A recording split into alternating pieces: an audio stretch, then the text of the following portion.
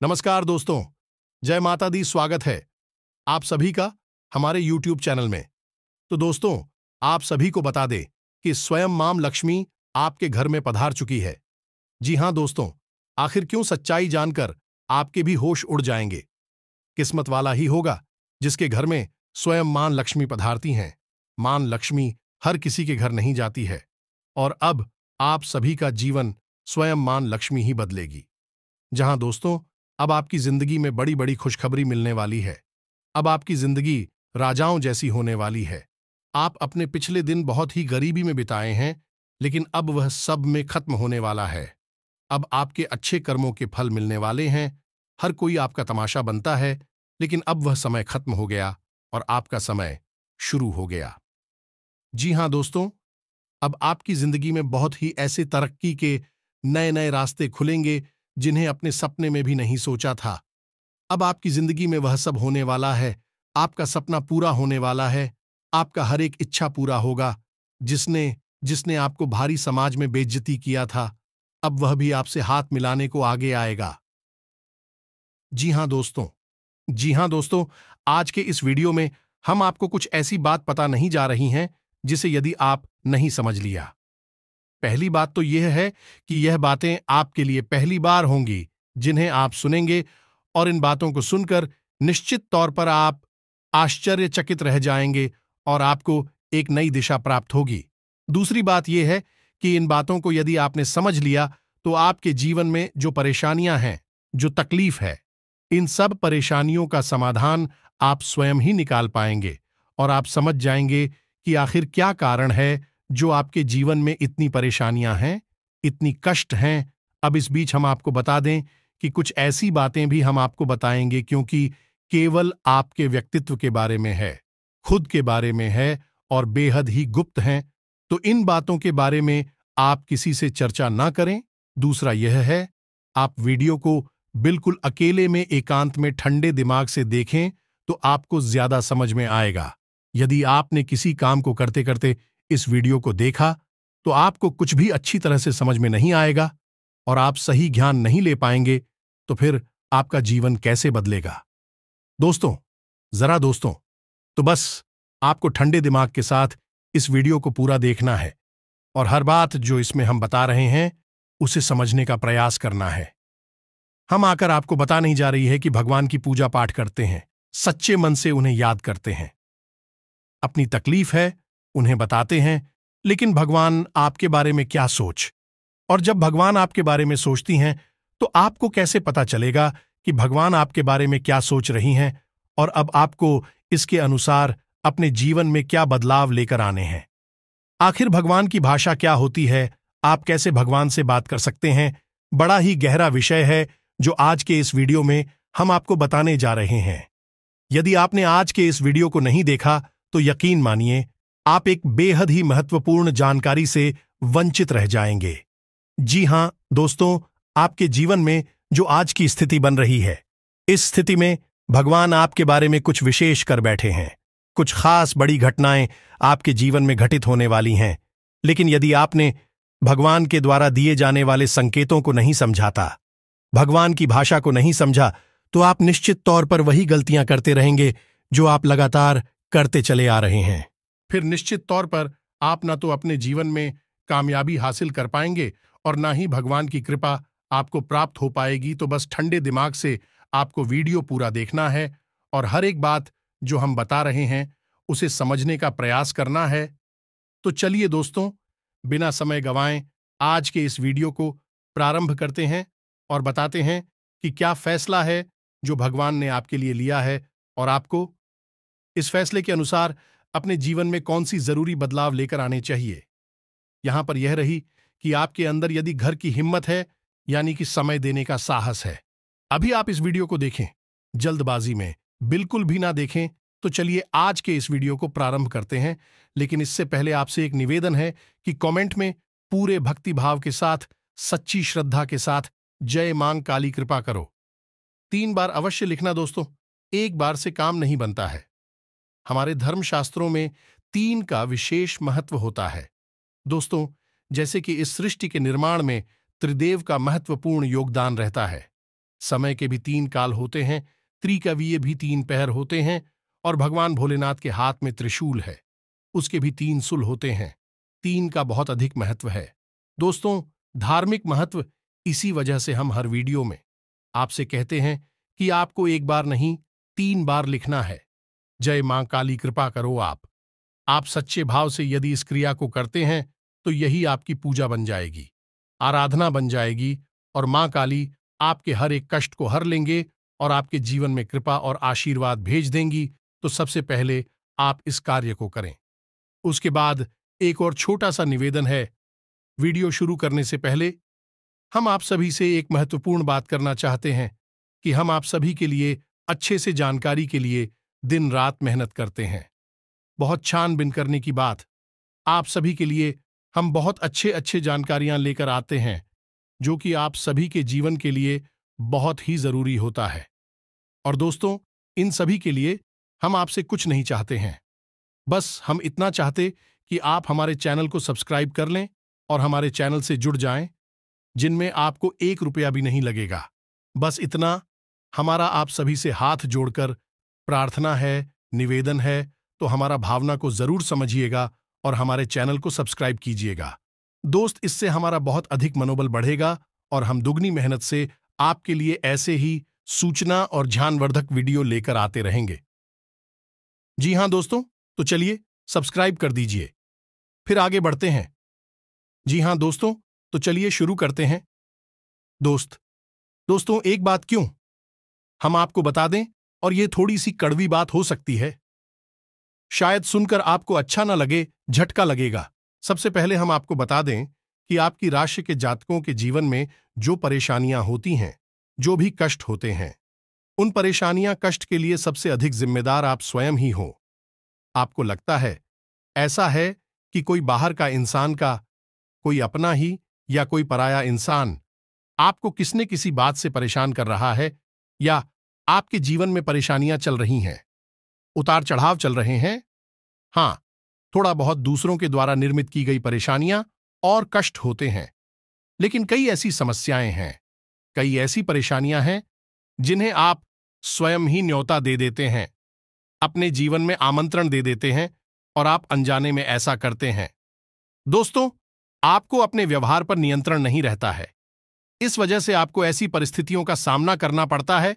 तो अब इस बात को सुनकर आपको शायद ऐसा मन में प्रश्न उठेगा कि आप मना अपने आप को परेशान क्यों करेंगे। आपके मन में ऐसी बात आ सकती है कि भाई आप अपने आप को परेशानी में क्यों डाल देंगे। ऐसा कोई जानबूझकर करता है तो हम आपको बता दें कि आप ऐसा निश्चित तौर पर करते हैं, तो आपके स्वभाव में कुछ बहुत बड़ी खामियां हैं, कुछ बहुत बड़ी परेशानियां हैं। इनको लेकर आप हमेशा परेशान रहते हैं, विचलित रहती हैं। ये दोस्त कौन सी है वह परेशानियां, ध्यान से सुनिए। सबसे पहली परेशानी, आप भले और बुरे लोगों के बीच कभी भी फर्क नहीं लगा पाते हैं। आप एक भावुक इंसान हैं, ये छोटी बात नहीं है, बहुत बड़ी बात है, और इसी की वजह से आप असल में हर रिश्ते नाते में फंस जाते हैं। आपका दुरुपयोग होता है, आप इसको अपना हमदर्द मानते हैं, आप सच्चे दिल से जिससे प्रेम करने लगते हैं। आपको पता चलता है कि अरे ये तो बहुत बड़ा धोखेबाज निकला, समय आने पर इसने आपका बिल्कुल भी साथ नहीं दिया और इसने तो आपको बहुत बड़ी मुसीबत में डाल दिया। आपका दुरुपयोग किया, आपसे रुपए मांग लिए, आपकी मदद मांग ली। बाद में जब आपको जरूरत पड़ी तो आपके लिए बिल्कुल भी नहीं आया। जब आपको ऐसा पता लगता है तो फिर आप दुखी हो जाते हैं, परेशान हो जाते हैं, फिर सोचते रहते हैं उसी इंसान के बारे में, और आपको लगता है कि इस इंसान ने आपको बहुत कष्ट पहुंचाया। ऐसा ही दोस्तों उन लोगों के साथ भी होता है जिन्हें आप अपना शत्रु मानते हैं।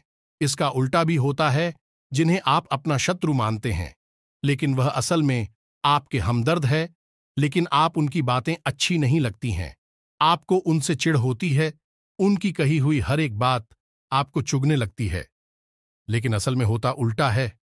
अभी आपकी हमदर्द है, हो सकता है कि आपकी थोड़ी बहुत आलोचना करते हैं, आपके कार्यों में कमियां निकालते हैं, लेकिन भी आपको देख रहे हैं, आप पर नजर रख रहे हैं, आपकी चिंता करते हैं, तो आपके अंदर जो कमियां हैं उन कमियों को बताते हैं, तो आप चले जाते हैं और आप उनसे दुश्मनी मोल ले लेते हैं। तो अपने जो आपकी हैं सच्चे वाले, उन्हें तो आप कभी पहचान नहीं पाते हैं, और जो नकली वाली अपनी हैं, क्योंकि मगरमच्छ के आंसू बहाते हैं, ढोंग करते हैं, नकाब लगाकर आपके आसपास घूमते रहते हैं, ऐसे लोगों को आप अपना समझते हैं और फिर आप परेशान होते हैं। इधर भी आपको परेशानी मिलती है और उधर भी आपको परेशानी मिलती है। तो ऐसी स्थिति में आप खुद अपनी परेशानियों के जिम्मेदार हुए या नहीं हुए, आप स्वयं विचार करिए। दोस्तों के बाद बहुत सामान्य तौर पर हमने कही है, लेकिन ता बढ़िया दोस्तों, यदि आप सच्चे इंसान को पहचानना सीख जाए तो आपके जीवन से आधी से ज्यादा परेशानियां दूर हो जाएं। आपका दिल कभी नहीं टूटेगा, आप दुखी कभी नहीं होंगे, और आपके अंदर ही खूबी है कि यदि आप दुखी हैं तो आपका फिर किसी भी काम में मन नहीं लगता है और आप इतनी अच्छी तरह से कोई भी कार्य नहीं कर पाते हैं। आपके निर्णय उतनी मजबूत नहीं होते हैं। हमेशा आपका ऊर्जा का स्तर गिरा हुआ रहता है और आपके अंदर नकारात्मकता घर करने लगती है। फिर आपको हर बात बुरी लगने लगती है, जीवन भी बुरा लगता है। तो थोड़ा आपको इस पर कार्य करना है। तो आप कैसे पहचाने ना दोस्तों, आपके अंदर एक छोटी सी कमी और भी है कि जब कोई इंसान आपकी बात काटने लगता है, आपका विरोध करने लगता है, तो अचानक से आपको क्रोध आने लगता है, और जब आपके मन में क्रोध उत्पन्न होता है दोस्तों, तो आपका जो भौतिक पल है वह कमजोर पड़ जाता है, यानी आपके विचार करने की क्षमता कमजोर पड़ जाती है। फिर आप भावना में बहकर जवाब दे नहीं लगते हैं और आप सही आकलन नहीं कर पाते हैं कि यह इंसान ऐसी बात क्यों कह रहा है, आपकी बात काट क्यों रहा है, आप में कमी निकाल क्यों रहा है। तो ऐसे में आपको अपने स्वभाव पर नियंत्रण करना है। जब कोई आपकी बात काट रहा है तो आपको क्रोधित नहीं होना है, रुक जाना है, ठंडे दिमाग से विचार करना है और उसके द्वारा कही गई बात को पूरी तरह से समझने का प्रयास करना है कि आखिर इसने ऐसी बात क्यों कही है। अगर आप यह करेंगे तो आप यकीन मानिए कि आप जिन्हें अपना शत्रु समझ रहे हैं, ऐसा समझते हैं कि यह आपके विरोधी हैं, हमेशा आपके अंदर कमियां निकालते हैं, कुतर्क करते हैं, असल में उनके ही अंदर आपको अपनी हमदर्द मिल जाएंगे। ये दोस्तों, आपकी शत्रुओं के अंदर आपको अपने मित्र मिल जाएंगे, अपने प्रेमी मिल जाएंगे, और ठीक इसका उल्टा भी है। दोस्तों, जो लोग आपकी हर वक्त हां में हां मिलाते रहते हैं, आपकी चमचागिरी करते हैं, झूठी तारीफ ही करती हैं, आप वहां पर भी पिघल जाते हैं, आप हो जाते हैं और उनकी बातों में आ जाते हैं, उनकी हर बात को सत्य समझने लगते हैं। वहां पर भी आपको अपने ऊपर नियंत्रण रखना, भावनाओं में नहीं रहना है, और जब वह आपसे कोई बात कह रहा है, आपकी तारीफ कर रहा है, और आपको विचार करना है। आप खुद इतने बुद्धिमान हैं कि आसानी से पता लगा लेंगे कि इस इंसान ने आपकी यहां पर झूठी तारीफ की है। वहीं उसकी पोल खुल जाएगी और आप समझ जाएंगे कि यह एक धोखेबाज इंसान है, इस स्वार्थ सिद्ध करने के लिए आपसे जुड़ा हुआ है, तभी आपकी अनाप शनाप तारीफें कर रहा है और आपसे अपना मतलब सीधा करना चाहता है। यह दो काम यदि आप करने लगेंगे, आप निश्चित तौर पर अपनी 50% से ज्यादा, इन्हीं आदि से ज्यादा अपनी तकलीफों को अपने हाथों से दूर कर पाएंगे। दोस्तों, हम गारंटी देते हैं। बस यहां पर आपको सबसे बड़ा कार्य ही करना है कि कोई आपसे कुछ भी कहे, आपको तुरंत उसका जवाब नहीं देना है, तुरंत अपने मन में कोई विचार नहीं लाना है, थोड़ा रुक जाना है, फिर उसके बाद सोचना है कि ऐसा क्यों कहा, ऐसा क्यों किया है, कारण क्या था। जब आप विचार करेंगे तो आपको सारी बातें स्पष्ट तौर पर समझ में आ जाएंगे। इसी के साथ साथ दोस्तों, आपको हम बता दें कि आपके अंदर एक और बहुत बड़ी कमी है। इस कमी को आपको खाना बहुत आवश्यक है, और वह कभी यह है कि आप आलसी हो जाती हैं। वैसे तो आप बहुत मेहनती हैं, लगन के साथ काम करते हैं, और जब आप काम करने पर उतारू हो जाती हैं तो आपसे बेहतर कोई कार्य कर ही नहीं सकते। आपकी कार्य क्षमता बहुत ही अद्वितीय है, यह बात आप यकीन कर लीजिए। दोस्तों, लेकिन अच्छाई के साथ हमेशा बुराई भी होती है। जहां आप ही बेहतरीन कार्य करता है, वही आपके अंदर ही खामी यह है कि यदि आप अलग करने पर आ जाएं, का रिपोर्ट डालने पर आ जाए, तो आप काम को इतना ज्यादा टाल देते हैं, इतना ज्यादा आलस दिखाते हैं कि फिर आप समय पर कार्य करने के लिए खड़े होते हैं, तब तक बहुत देर हो जाती है और आप कार्य में पिछड़ जाते हैं। आप याद करके देखिए दोस्त, हमारे कहने से कि आपने कई बार कार्य को इतना डाला, कितना डाला कि अंत में जाकर आप उस कार्य को सही समय पर कर ही नहीं पाए और वहां पर आपको सफलता मिल गई। कई जरूरी से जरूरी कार्यों को भी आप डालने लगे हैं, आलसी हो जाते हैं। बहुत बड़ी कमी है दोस्तों। आपको यहां पर भी विचारशील बनना है, समझना है अपने जीवन में कौन से कार्य जरूरी है, उन्हें सबसे पहले करना है, उन्हें भूल कर भी आलस नहीं करना है, और जो कम जरूरी कार्य में आप आदेश कर भी सकते हैं। दोस्तों, विचारशील बनेंगे तो ही आप इस कमी से दूर हो पाएंगे। कोई आपको नहीं बताएगा। यह बात हम बता रहे हैं क्योंकि कोई भी सीधे तौर पर आपसे दुश्मनी नहीं लेना चाहता है कि आपका क्रोध, आपका गुस्सा बहुत खतरनाक है। जी हां दोस्तों, और आपकी यह बहुत बड़ी कमी है कि आप सीधे तौर पर अपनी आलोचना सहन नहीं कर पाते हैं, इसलिए लोग आपको सत्य बताने से भी कटने लगते हैं। तो एक यह जरूरी काम है, इसको भी आपको करना है। अब सुनिए एक सबसे महत्वपूर्ण बात कि दोस्तों, आपके अंदर एक ऐसे अच्छी बात है, ये बड़ी बात नहीं है, लेकिन इसमें कहीं ना कहीं आपके जीवन में नकारात्मकता शामिल हो जाती है। तो ध्यान से सुनिए कि आपकी एक बड़ी आदत क्या है कि आपके अंदर छल कपट की भावना नहीं है। आप झूठ को सहन नहीं कर पाते हैं और अब बात सीधे तौर पर लोगों के सामने रख देते हैं, यानी सत्य का साथ देते हैं और सीधे तौर पर अपनी बात लोगों के सामने रख देते हैं। अब इससे होता यह है कि लोग आपसे बहस करने पर उतारू हो जाती हैं और आपकी सही बात का भी गलत मतलब निकालने लगते हैं, क्योंकि आप इतने सीधे तौर पर बात बोलते हैं। घुमाने फिराने की आपकी आदत नहीं है, सीधे सीधे आप बात बोल देते हैं। फिर चाहे किसी को बुरी लगे या अच्छी लगी, तो ऐसी में कई बार ऐसा होता है कि आप बहसबाजी को आमंत्रण दे देते हैं, लोगों के साथ में पड़ जाते हैं और वह बहस कई बार इतनी बढ़ जाती है कि आपके रिश्तों में भी खटास आ जाती है और आपके जीवन में भी नकारात्मकता आ जाती है। कभी कभी तो बहस इस हद तक चली जाती है कि वह इस झगड़े का रूप भी ले लेती है। यहां पर आप थोड़ा सा चतुराई से काम लेना सीखना होगा।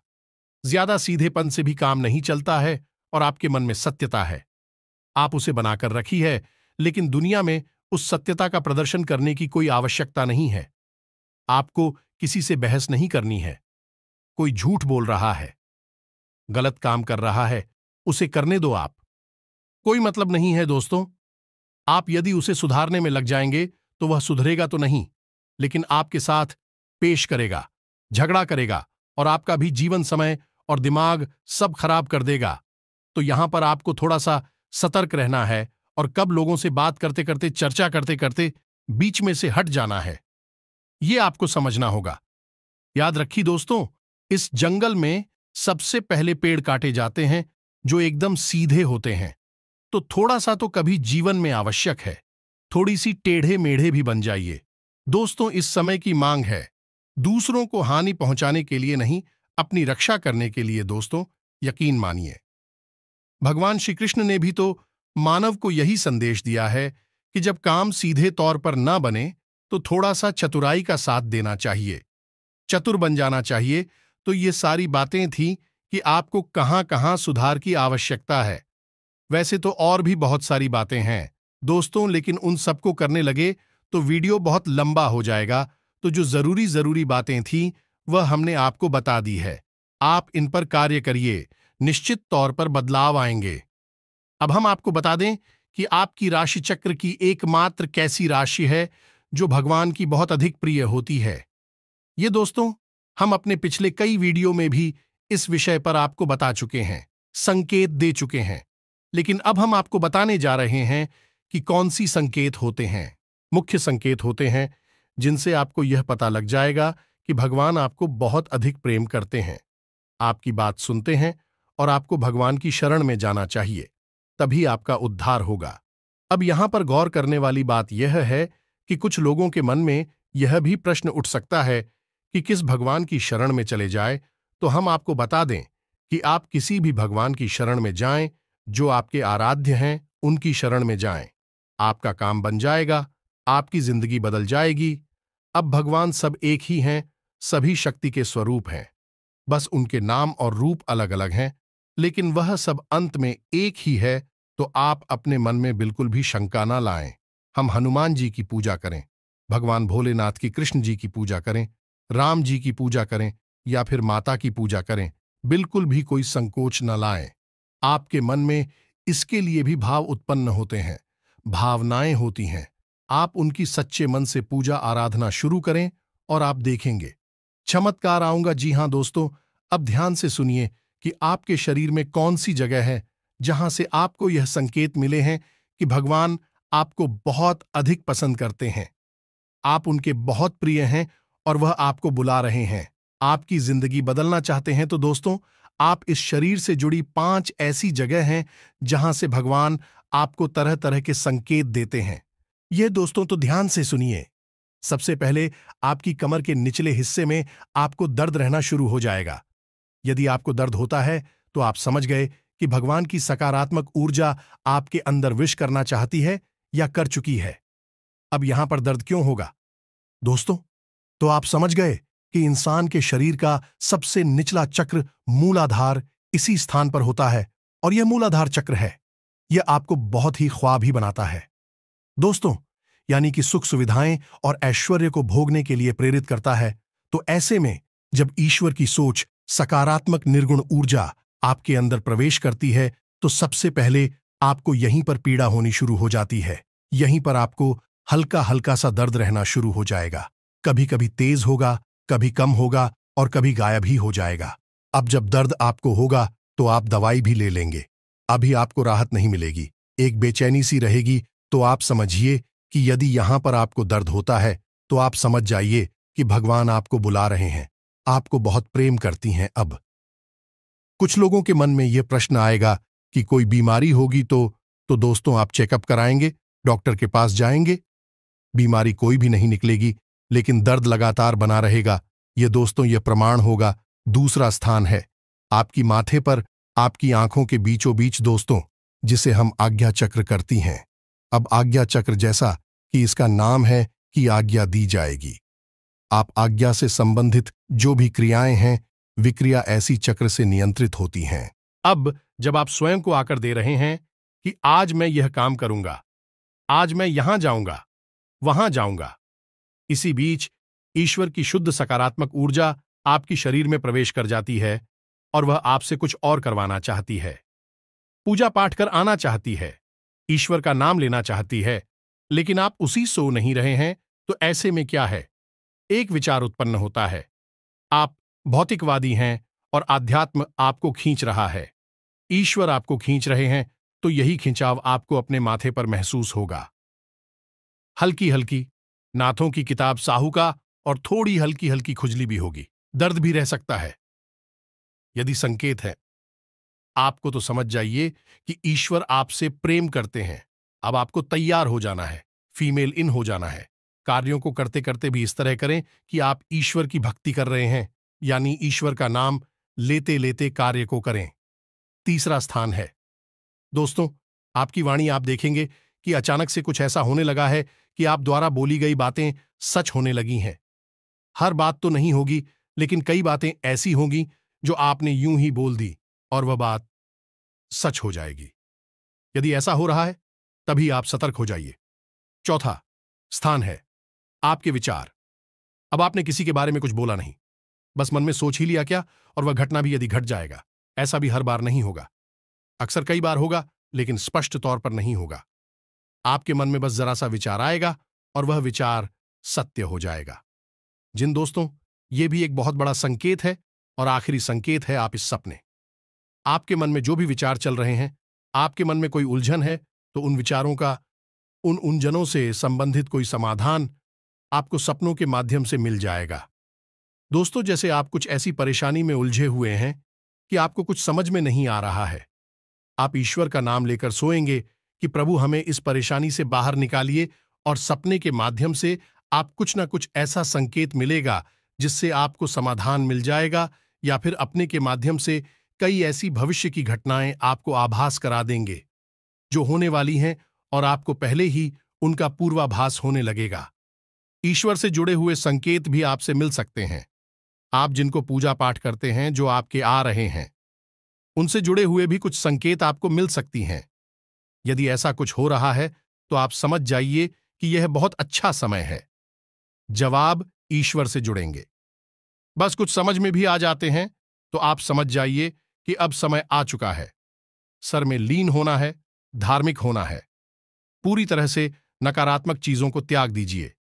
इसी प्रकार का व्यसन आपके जीवन में है जो अवसरवादी कोई आपको आदत लगी हुई है, उसे त्याग दीजिए। दोस्तों, अब समय आ गया है जब आपको बड़ा कदम उठाना है, ईश्वर से जुड़ना है, जो ईश्वर खुद आपको बुला रहे हैं। यदि आज आपने यह कदम नहीं उठाया तो फिर कभी मौका नहीं मिलेगा, कभी आपकी सद्गति नहीं होगी। तो अब आपको करना क्या है? कुछ लोग ऐसे में यह प्रश्न भी करेंगे या नहीं, उनके मन में यह सवाल भी उठेगा कि हम तो कामकाज में उलझे रहते हैं, दिन भर तो ईश्वर की आराधना कब करें, ईश्वर की कब पूजा पाठ करें, मंदिर में कब जाए। तो दोस्त, हम आपको बता दें कि पूजा पाठ करने के लिए यदि आपके पास समय है तो आप करिए, जितना समय है उतना करिए। मंदिर जाने का समय है तो जाइए, सर्वोत्तम है। इधर उधर बैठकर समय खराब करने से बेहतर है कि भगवान की शरण में चाहिए। मंदिर जाइए और वहां पर भगवान की शरण में बैठी है, आपका मन बहुत सुंदर हो जाएगा। दूसरा, यदि आपके पास समय नहीं है कि आप नहीं जा पा रहे हैं, मंदिर पूजा पाठ भी नहीं कर पा रहे हैं, तो कोई बात नहीं है दोस्तों, कर्म ही पूजा है। हमारे शास्त्रों में लिखा हुआ है, तो आप कर्म को ही पूजा समझकर करिए।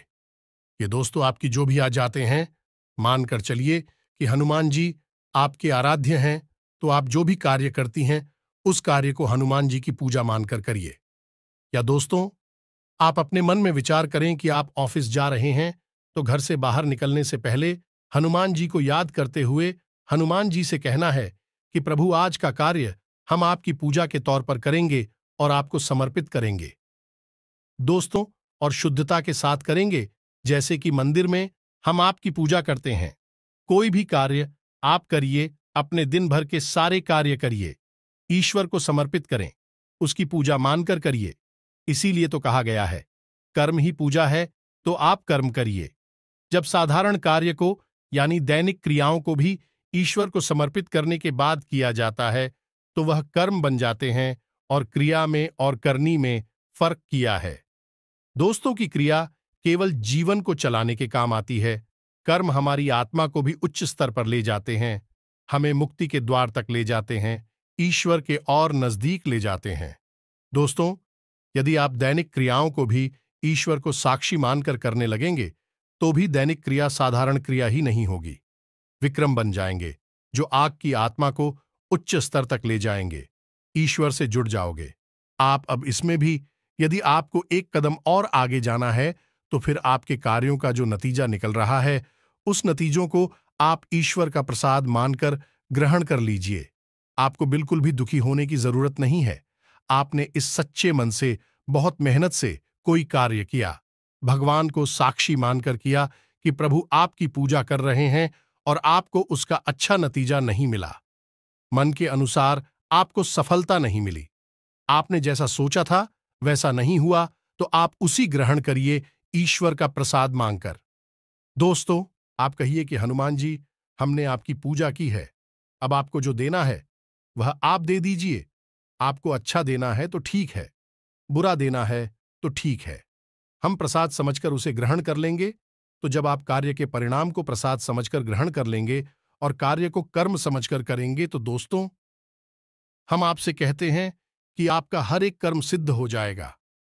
आप स्वयं भी एक सिद्ध पुरुष बन जाएंगे, और आप मिट्टी को भी हाथ लगा देंगे तो वह सोना बन जाएगी।